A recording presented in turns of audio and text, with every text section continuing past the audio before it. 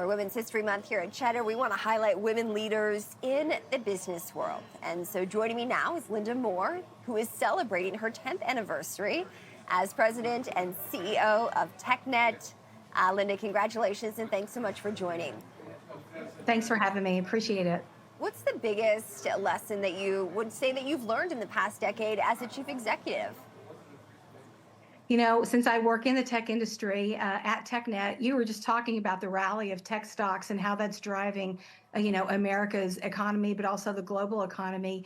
And I just think that all the work that's been done over the past 10 years to steer America's global tech leadership is really the most important thing. And also, I just have learned a lot from other fellow women leaders. And we have just built a great network, at least here in DC, where I work, to support each other and to provide each other guidance and feedback. I really value that. Yeah, I'm sure that they value that a lot as well, Linda. So, working in the tech world, how do you think we can make sure that tech is a welcoming space for all women?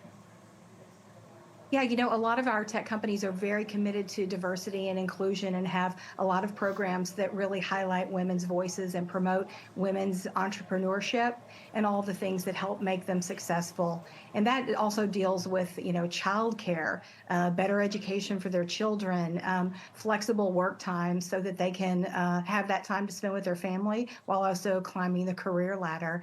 And I think that commitment to diversity and inclusion from the tech sector, and those are issues that we're very involved in at the federal and state level, have really created an environment where women can really excel in tech. And I've seen a huge increase in the number of women in technology and the women leaders in technology. I'm really proud of how many CEOs there are of America's tech companies. Wow. Well, I see that your company has done a lot of work in artificial intelligence. I'm sure many tech companies have. But we love to talk about AI here on Cheddar. And so why do you think that the U.S. Should really be leading this effort and developing this kind of technology? Yeah, leading in AI is incredibly important. We want to make sure that we set the standards and the rules of the road for the world to make sure that AI is used responsibly and safely. There are a lot of other countries, China included, who would like to take over America's tech leadership in the world. That is not something we can take for granted. And so it's really important that America gets technology right and gets regulations around AI right. And that is something that our Congress and our president is working on. President Biden deserves a lot of credit for his AI executive order and all of the commitments that he's gotten from the companies to make sure that we have safe and responsible use of AI. And the companies are very committed to that, and they're going even further than where government is right now. And I think that's really important. They want trust and confidence in these AI products because it's helping us solve the greatest challenges of our time. AI is helping us advance in healthcare and in education and a better and a skilled workforce. And so, all the things that AI is helping us do today to help us keep us safe and secure, very important. But its potential for what it can do in the future is really incredible. Yeah. So I see that your company says the U.S. is in a race to develop AI, obviously, as you've laid out here, and that it is competitive really on a global scale. Are there any risks that the everyday person needs to know about if the U.S. does fall behind on this sort of technology? Yeah, there are.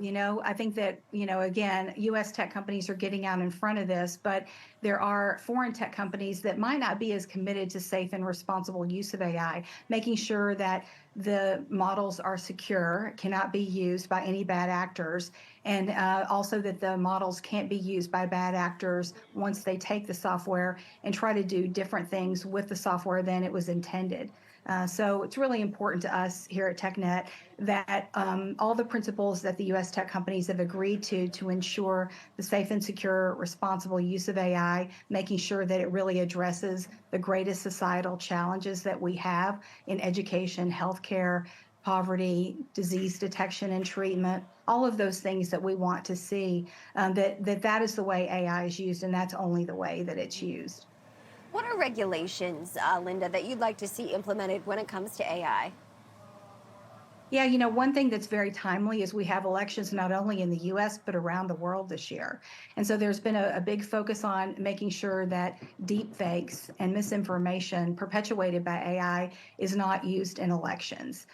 Just recently at the Munich Security Conference, you saw all the tech companies that most consumers are familiar with, Google, Microsoft, Apple, Snap, all of those products, that they have committed to making sure that they flag, tag, and remove any misinformation and disinformation, and especially focus in on the watermarking and all the protocols around identifying AI perpetuated images and voice so that people can really understand what it is they're viewing, what it is they're interacting with, and also that any thing that is misleading and not appropriate is removed. How do So you, we're very focused on that at the federal yeah. and state. Now, how do you Mhm. think the everyday American might interact with AI on a daily basis? Yeah, you can use you're using Siri and Alexa probably all the time, and also your GPS. Well, I think people forget about how often they're using AI in their daily life to just take care of tasks and get to where they're going. And the things that you can ask it to do on a day-to-day basis are help you with your shopping list, help you with how you're planning your menu, help you with your family schedule, help you with tracking all of your different accounts and making sure that you're staying on track of your finances, deliveries, home improvement, all of those things. And it also can help you plan a really fun family vacation. So AI is used by a lot of companies to do some very specific, intense cybersecurity, fraud detection, all of those kind of things. But day to day, folks are already using AI and using it well, and now they can just use it for more things. I think that sounds good, Linda. I like that future. So, the truth is, though, we have seen several years of tech layoffs alongside the rise of artificial intelligence.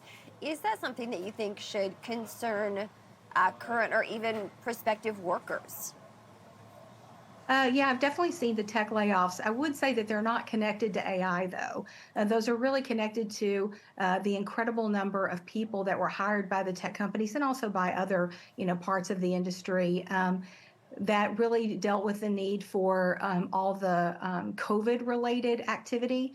As we saw during COVID, while some industries definitely flattened out and even really struggled, the tech industry was booming because they were keeping Americans connected at school, at work, keeping everyone productive while we were going through this global pandemic.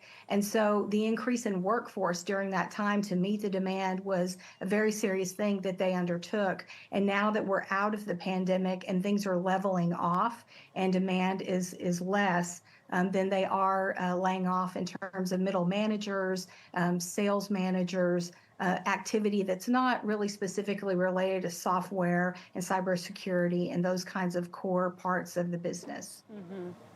Now, I see that you worked in politics for years, so I'm interested to get your take as to whether or not you're concerned about the possibility of online disinformation impacting the 2024 presidential election. I mean, I think everyone would agree that it's out there, but just how potent the impact could be, I'd like to get your take on. Yeah, I think that, I worry about that, and I'm sure everyone worries about that and is on guard for it.